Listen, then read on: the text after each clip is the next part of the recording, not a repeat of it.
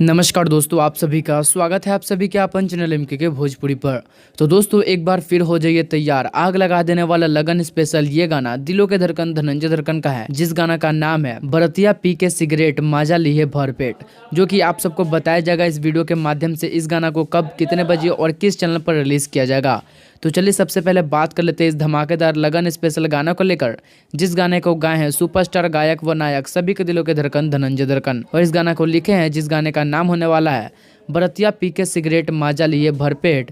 इसको लिखे हैं सूरज सूर्या, जो इससे पहले भाग रे छमरी आनी अलऊ गाना को लिखे थे। और दोस्तों इसमें म्यूजिक को बजाए हैं खुद दिलों के धड़कन धनंजय धड़कन।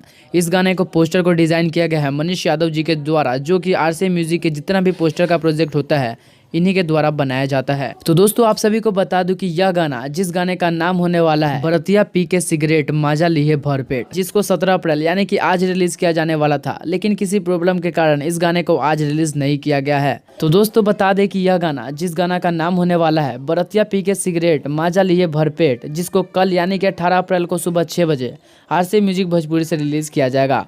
तो एक बार फिर से बता दें कि दिलों के धड़कन धनंजय धड़कन का आ रहा है लगन स्पेशल बवाल गाना, जिस गाने का नाम होने वाला है बरतिया पी के सिगरेट माजा लिए भरपेट। तो दोस्तों कल यानी कि रविवार 18 अप्रैल को सुबह 6 बजे आरसी म्यूजिक भोजपुरी से इसको रिलीज किया जाने वाला है। तो दोस्तों आप सभी इस गाना, जिस गाना का नाम होने वाला है बरतिया पी के सिगरेट माजा लिए भरपेट को सुनने के लिए कितना उत्सुक है कमेंट करें, और धनंजय धड़कन के सारे फैंस इस वीडियो को लाइक करें और ज़्यादा से ज़्यादा लोगों के पास शेयर करें, और हमारे चैनल एमके भोजपुरी को सब्सक्राइब करें। दोस्तों आप सब चैनल को जरूर सब्सक्राइब कीजिएगा और बेल आइकन को जरूर दबाइएगा, और आप हमें इंस्टाग्राम पर भी फॉलो कर सकते हैं, हमारा यूजर आईडी एमके भोजपुरी, जिसका लिंक आपको डिस्क्रिप्शन में मिल जाएगा। तो आप सब जाकर जरूर फॉलो कीजिएगा। तो मैं मिलता हूँ आपसे अगली वीडियो में कौन न्यूज़ के साथ, तब तक के लिए जय हिंद जय भोजपुरी।